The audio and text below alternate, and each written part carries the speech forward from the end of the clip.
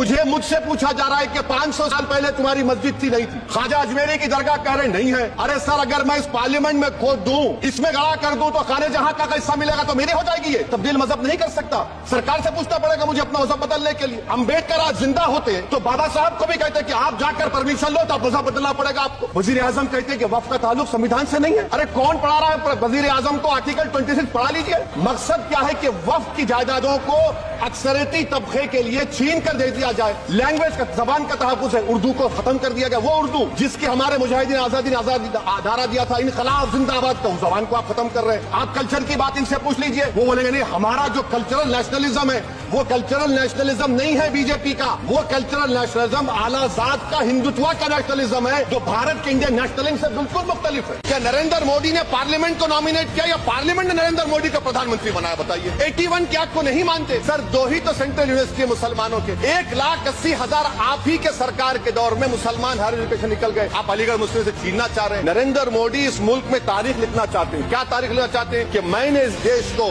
गांधी अम्बेडकर के देश को मैंने हिंदू राष्ट्र बना दिया। मैं जिम्मेदारी के साथ कह रहा हूं कि भारत के प्रधानमंत्री और उनकी सरकार भारत के मुसलमानों से उनकी शनाख्त को छीनना चाहते हैं। ख्वाजा अजमेरी के आस्थाने पर चादर बिछाइए, मगर आप जो चादर मुझसे छीनना चाह रहे हैं, मेरी मस्जिद है, आप हर मस्जिद को छीनना चाहते हैं। आप बताइए 17 करोड़ मुसलमानों को क्या पैगाम दे रहे हैं आप, कि आप हर मस्जिद को छीन लेंगे मुझसे? फिर मेरा वजूद किस माने रखता? आज मुल्क के 17 करोड़ मुसलमान भारत के वजीर आजम पर इत्मीनान भरोसा नहीं करते, बिल्कुल नहीं करते। बता रहा हूँ, खुल के कह रहा हूँ। नरेंद्र मोदी का दोस्त अडानी बांग्लादेश को बिजली सप्लाई करता है। आप इस भारत की बिजली चोरी करके अडानी बांग्लादेश को पहुंचाता है। अगर जेल वेल की बात करोगे ना, जिस दिन सत्ता परिवर्तन होगा, एक भी आदमी बाहर नहीं दिखेगा।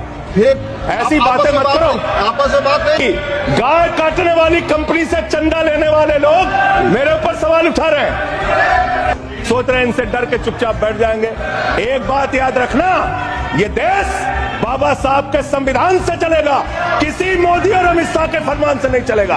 याद रखना इसको।